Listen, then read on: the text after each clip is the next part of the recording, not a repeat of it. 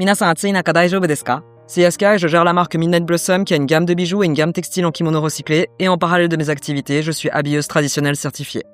Aujourd'hui, on attaque un thème qui est parfait pour la saison, comment s'habiller en yukata pour femmes et le nobunko. Mais avant, j'imagine que certains d'entre vous, vous êtes là, non mais Yaska, tu vas beaucoup trop vite, on ne sait même pas ce que c'est qu'un yukata, en quoi c'est différent d'un kimono. On va la faire bref, mais en résumé, c'est un vêtement qui est monté comme un kimono, principalement en chanvre ou en coton, et il n'a pas de doublure. Mais je vous propose tous les détails, en quoi c'est différent, c'est quoi son rôle dans l'habillement traditionnel, tout ça je l'aborderai plus tard dans une autre vidéo. Donc voilà, pour ne pas la rater, je vous invite à vous abonner. Maintenant, pour ceux qui sont prêts et qui en ont un sous la main, c'est parti. Avant de continuer, voici ce dont vous aurez besoin. Un yukata, bien évidemment, et une ceinture qu'on appelle hanhaba obi. Un karihimo, un cordon fin qui fait un peu plus que 2 fois le tour de votre taille. Un datejime. Il en existe plusieurs styles, des souples, des rigides, des semi-rigides comme celui que j'ai ici. Mais dans l'idée, c'est une ceinture plus large que le karihimo qu'on a vu précédemment. Il peut être facultatif, mais cet objet qu'on appelle korin beruto peut grandement aider à l'habillement traditionnel. Un obi-ita, un objet qu'on traduirait par planche à ceinture. Une pince pour habillement traditionnel, ou sinon, une pince à linge qui n'abîme pas le textile. Maintenant que vous savez tout, c'est parti! Avant de continuer, pensez à mettre toutes les affaires dont vous aurez besoin sur une table ou une chaise proche de vous. Et aussi, j'ai fait quelques vidéos à ce sujet, mais sous mon vêtement qu'on appelle hadajuban, j'ai déjà fait la préparation du corps pour atténuer mes formes. Et si vous n'avez pas de hadajuban, pas de problème, un petit débardeur, un t-shirt, une robe d'été légère, c'est vraiment libre ce que vous pouvez porter comme première couche. On va prendre notre yukata et le déplier, et il faudra juste noter que c'est un cadeau qu'une amie à moi m'a fait et m'a tellement aidé ces derniers temps que je voulais absolument inclure cette pièce dans cette vidéo. Mais c'est aussi une taille au-dessus du mien, et à l'occasion je vous ferai un guide des tailles des habits traditionnels, mais comme quoi on peut se débrouiller avec des tailles au-dessus, en dessous, et je pense que j'aurai une opportunité d'en parler dans une autre vidéo à l'occasion. Il est recommandé de faire passer les habits traditionnels dans le dos comme ceci, et on suit le pli des épaules avec les mains. La raison pourquoi on fait comme ça, c'est pour éviter de trop secouer le vêtement et qu'il attrape la poussière. Il y a 2 petites choses à noter pour un habillement féminin réussi. En premier, faire attention à ce que le vêtement soit bien centré dans le dos et pour cela, la couture au milieu peut beaucoup aider. Et en deuxième, il est coutume de dégager la nuque. On va ajuster le yukata au niveau des pieds et pour cela, vous allez attraper les 2 cols avec une main et avec l'autre, la couture au milieu du dos. Une fois que vous avez attrapé le tout, vous pouvez remonter tout ça en secouant un peu vers le devant, vers l'arrière, en faisant attention à ne pas emporter la première couche dessous. Et jusqu'où on va y aller, dans l'idée, c'est de cacher la malléole au niveau des pieds. Aussitôt que vous êtes à la bonne hauteur, gardez une pression avec la main qui tient les cols de sorte à ce que le tissu dans le dos soit le plus moulant possible. Si ce n'était pas très clair, en résumé, la main qui tient les cols doit tirer vers l'extérieur. Et en gardant cette pression avec la main qui tient les cols, pensez à défroisser le tissu autour des hanches. À la prochaine étape, on va fermer le yukata. Et point très important, un vêtement traditionnel japonais, il se ferme avec la droite en premier et la gauche par-dessus. Et là, vous vous demandez peut-être pourquoi j'ai posé le pan gauche en premier. La raison elle est simple, vu que c'est ce côté gauche qui va être visible sur le résultat final, je suis en train de le calibrer de sorte à ce qu'il soit le plus esthétique possible. Dans l'idée approximative, il faut que ce côté gauche couvre tout le devant du corps, mais il y a une technique infaillible pour bien le faire. Tirez le côté droit loin devant vous, et le côté gauche, faites de sorte à ce qu'il soit perpendiculaire. Aussitôt que les 2 pans du yukata dessinent 9 heures, vous avez tout juste. Maintenant, on va refermer tout ça. Soulevez votre main gauche en gardant le calibrage, et venez poser votre main droite en soulevant entre 5 et 10 cm vers le haut. Et on conclut cette étape avec la main gauche qui va aussi monter légèrement à la fin. Sécurisez le tout avec votre main droite et vous pouvez aller chercher votre karihimo, le cordon fin. Attrapez-le vers le milieu et faites 2 fois le tour de votre taille à peu près à la hauteur de votre nombril. S'il n'est pas assez serré, votre yukata risque de se défaire en cours de journée et si vous le serrez trop, il va vous couper la respiration. Afin d'éviter l'un des 2 scénarios, une fois que vous avez fermé votre karihimo, vérifiez s'il y a 2 doigts qui passent dessous. Après cette étape, on a souvent envie d'attaquer le surplus de tissu qui est sur le haut du corps, mais avant ça, on va vérifier que le yukata n'est pas remonté en refermant le cordon. Et si c'est le cas, vous pouvez un petit peu tirer du tissu comme ceci pour remettre le tout à la bonne hauteur. Et il y a un petit truc à faire avec le pan droit dessous pour avoir une belle silhouette en habit traditionnel japonais. Passez votre main gauche dans cette ouverture sous les bras qu'on appelle miyatsukuchi. C'est difficile à montrer ce qui se passe dessous, mais tirez ce côté droit d'environ 5 cm et le tissu sur le bas du corps va beaucoup mieux épouser vos formes. On a terminé le bas et on va gentiment attaquer le haut, mais j'en profite juste pour vérifier que cette partie-là est bien centrée. Par contre, si vous avez remarqué que l'ourlet du dos ne tombe pas au milieu sur le bas du corps, ça, c'est absolument pas grave. Il s'agit d'une déviation très courante dans l'habillement pour les femmes. Ensuite, on va lisser tout ce tissu qui est sur le haut du corps et créer un pli qu'on appelle le ohashori. Pour un résultat optimal, passez vos mains dans les ouvertures miyatsukuchi et faites comme si vos mains étaient des fers à repasser. Et pour l'anecdote, ces ouvertures sous les bras est une particularité des habits traditionnels pour femmes. Donc, si à ce stade vous êtes complètement confus parce que vous n'avez aucun accès vers l'intérieur sous les aisselles, cette vidéo va pas beaucoup vous aider parce que vous avez sous la main un yukata pour homme. Aussitôt que votre ohashori est lisse et plat et satisfaisant, vous allez chercher votre korin beruto qui est vraiment en fait ce petit truc avec des pinces, c'est vraiment particulier comme objet mais il aide beaucoup. Cette partie-là va être assez technique, passez une des pinces dans le miyatsukuchi gauche et on va d'abord s'occuper du col droit qui est en dessous. Allez, juste pour vous, je déshabille le côté gauche, comme ça vous voyez très bien ce qui se passe en dessous. Pensez toujours à défroisser un tout petit peu le col et sous la poitrine, fermez une des pinces dessus. Ensuite, gardez la pince avec votre main droite. Et avec l'autre main, on va venir soulever l'excédent du tissu afin que ça allège le ohashori sur le résultat final. C'est peut-être mieux de revoir cette étape parce que c'est vrai qu'il est un peu technique. Et juste au cas où, si vous avez l'impression que ce sera plus facile en inversant les mains, aucun problème. Et je vais me rhabiller parce que j'ai le droit. Maintenant que je vous ai rattrapé et que j'ai fait la partie en dessous, on va faire ressortir ce korin beruto par le miyatsukuchi. Et il va longer le dos comme ceci. Et on va revenir sur le devant et s'occuper du côté gauche. Et on va refermer l'autre pince, à peu près à la même hauteur que la première. Vous le sentirez normalement sous le tissu et vous pouvez recalibrer sans problème. Si les deux pinces ne sont pas à la même hauteur, cela risque d'être une cause de déformation en cours de journée. Et regardez, juste avec tout ce qu'on a fait avec le côté droit, vous voyez à quel point mon ohashori est plat. Normalement, le pli du ohashori finit à peu près sur le bas-ventre, mais comme on a vu au début que ce yukata est trop grand pour moi, je m'amuse à le plier au niveau de la taille pour voir si je peux le calibrer un tout petit peu.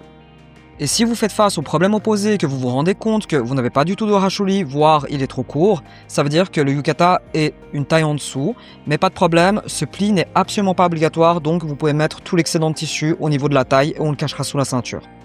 Et cette manière de porter un habit traditionnel sans le ohashori se dit tsuitake. Je vous rassure qu'il y a quand même certains points sur lesquels je peux être un petit peu plus sévère, et franchement, quand il y a cet ourlet du dos qui n'est pas au milieu sur le haut, mais moi ça me saute aux yeux. Alors si vous avez un korin beruto, profitez-en pour attraper cet ourlet et il va vous aider à défroisser tout ça. Et à ce stade, il y a une forte probabilité que la nuque que vous aviez voulu dégager, le col s'est remis dessus. Donc n'hésitez pas à le tirer aussi maintenant et le coincer le plus possible sous le korin beruto. Et si toutes ces rectifications ont créé de l'excédent de tissu, vous pouvez simplement les plier sous les bras. Et on va prendre notre datejime pour maintenir tout ce joli travail qu'on vient de faire. On en a tous de types différents, mais dans l'idée, c'est vraiment de sécuriser tout ça. En ce qui s'agit du mien, vu que c'est un semi-souple, je préfère plutôt tirer dans le dos pour qu'il n'y ait pas trop de pression sur le devant. Et on va nouer tout ça. Et à ce stade, je me dois de vous féliciter parce que concernant le yukata, c'est tout terminé. Et on va attaquer le plus dur. Malheureusement, il est un peu froissé parce que j'ai l'impression que ça va m'arriver avec tous les vidéos tutoriels, mais j'ai fait une première prise et la caméra n'était pas en train de tourner. Prenez l'extrémité de votre hanhaba obi et pliez-le horizontalement comme ceci. Mesurez à peu près la longueur d'un bras.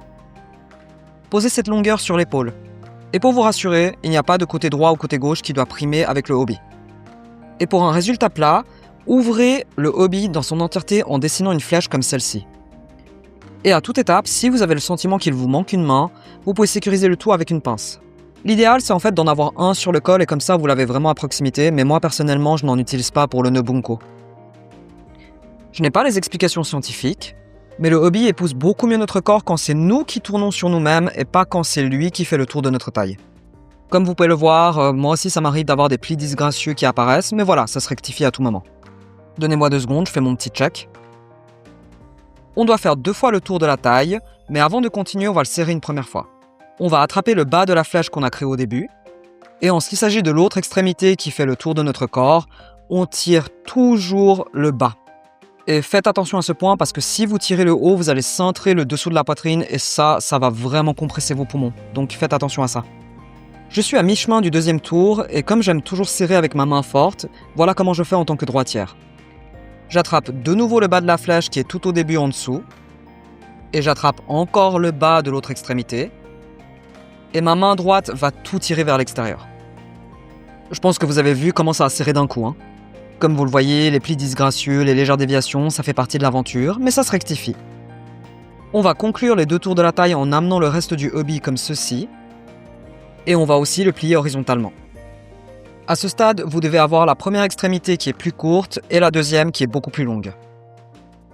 Et pour le nœud bunko, c'est l'extrémité qui était sur l'épaule qui va venir faire le nœud. On va le poser au-dessus de l'extrémité longue et on va le faire passer dans cet espace ici. Passez votre main dedans, attrapez-le et tirez. Et on ne lâche rien car à ce stade, il y a un risque que la ceinture glisse et pour éviter ça, on va tordre le nœud sur la verticale. Comme vous le voyez, ça ne bouge plus. On va remettre l'extrémité courte au repos sur notre épaule et on va attaquer la longue. Avec le bout, mesurez à peu près votre largeur d'épaule et repliez-le sur lui-même. Dans le cas où vous avez moins de tissu ou plus, veuillez juste noter que les hanhaba ils peuvent avoir des longueurs variables même si la moyenne c'est 3,60 m et aussi selon votre corpulence, la longueur peut complètement changer. Moi j'ai réussi à le plier 2 fois et certains ça peut monter à 3 ou 4. Cet origami replié sur lui-même qu'on vient de faire, on va le poser sur le nœud. Et s'il y a besoin de calibrer un tout petit peu, pas de souci, prenez vraiment votre temps. Posez-le contre vous horizontalement comme ceci et on va repousser le haut et le bas vers l'extérieur. Et ce haut et ce bas qu'on a plié vers l'extérieur, on va le replier cette fois-ci vers nous. Le résultat devrait ressembler à ça.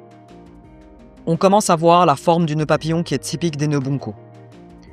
Posez ce nœud papillon sur la racine de l'autre extrémité qui se repose sur l'épaule. Et cette autre extrémité, il va faire le tour du nœud papillon et ressortir au même endroit, donc dans cette petite fente-là. Et un petit conseil, ces petits espaces, parfois en fait, au lieu de pousser du tissu dedans, c'est vraiment mieux de passer la main dedans et venir le chercher. On commence à voir qu'il est pas trop mal mon petit nœud papillon. Vous remarquerez que l'extrémité reste encore très longue, mais voilà, c'est normal parce qu'il doit encore faire un tour autour du nœud papillon. Par contre, cette fois-ci, c'est beaucoup trop serré, ma main ne passe pas, donc je vais faire passer le tissu dedans. Et là, vous vous dites, mais oh mon Dieu, cette extrémité, il va jamais se terminer. Mais rassurez-vous, il a encore du travail, car comme vous le voyez, le nœud n'est pas du tout stable. On va lutter avec le peu d'espace qui nous reste, mais ce petit bout, on va le faire passer derrière toute la ceinture, juste par-dessus le datejime qui est venu fermer le yukata. Je le précise car c'est une erreur courante de faire passer ce bout-là sous le datejime. Tirez à nouveau le bout qu'on vient de faire passer et vous serez impressionné car vous voyez qu'il est coriace, il en reste toujours encore. Mais c'est là qu'on peut tourner cet excédent à notre avantage. On va simplement l'enrouler sur lui-même, lui faire rebrousser chemin et le caler à peu près en dessous du nœud papillon. Grâce à ce coussinet qu'on vient de créer, le nœud est nettement plus stabilisé et les chances qu'il glisse en cours de journée sont beaucoup plus basses. On a complété toutes les étapes du nœud. Mais bien sûr, on va peaufiner tout ça pour un résultat hyper élégant. Aussitôt les finitions faites, on va devoir tourner ce nœud derrière le dos. Et détail crucial, quand on fait glisser un nœud vers l'arrière, on le fait toujours dans le sens des aiguilles d'une montre. Si on fait le contraire, il y a ce côté gauche du yukata qui est en train de fermer et on risque d'emporter le tissu à contresens. Avec votre main droite, attrapez le milieu du nœud. Et avec la main gauche, le bas du obi le plus loin possible. Et on va faire glisser tout ça, comme mentionné, dans le sens des aiguilles d'une montre. J'ai l'élastique de mon Kourin Beruto qui est ressorti, mais pas de souci, ça se rectifie plus tard aussi. Petite précision, vous pouvez le faire sans tourner sur vous-même, c'est juste que moi je l'ai fait pour la caméra. Vous vous dites aussi peut-être que mon nœud il n'est pas du tout centré dans le dos, mais j'ai une très bonne raison pourquoi j'ai dépassé. En tournant le obi, j'ai bien évidemment emporté un peu d'excédent de tissu du yukata avec moi, ce qui fait que ça crée une légère déviation. C'est pourquoi il est conseillé de ne pas directement mettre le nœud au milieu du dos, mais dépasser et faire un léger retour, comme ça, les décalages sont rectifiés. Et pour enfin mettre ce nœud au milieu du dos, je vous conseille de ne pas vous fier à un miroir, mais vraiment faire confiance à vos mains. Idem pour la symétrie du nœud papillon. Pour avoir un obi bien maintenu, qui ne se froisse pas et reste lisse toute la journée, le obi ita est votre meilleur allié.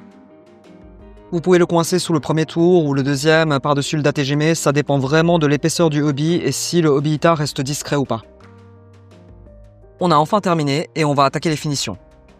Comme par exemple jouer avec le racholi pour défroisser le tissu dans le dos. Et roulez un peu des épaules pour être sûr que le col est bien décollé de la nuque. Et pour mon cas particulier, vous voyez très bien que je suis allé ranger l'élastique du crawling belletto sous le hubby. Et voilà, vous pouvez aller chercher votre paire de guetta, et c'est une belle sortie en yukata qui vous attend.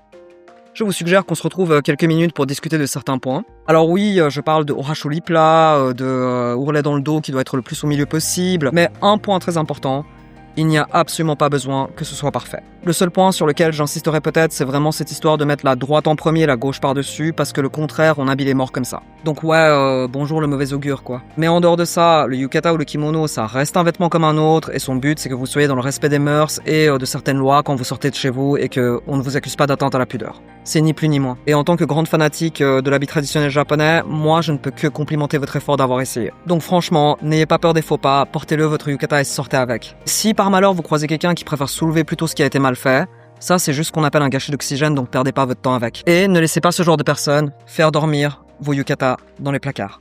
Bon, c'est pas que ça, mais j'ai aussi une sortie prévue. Matane!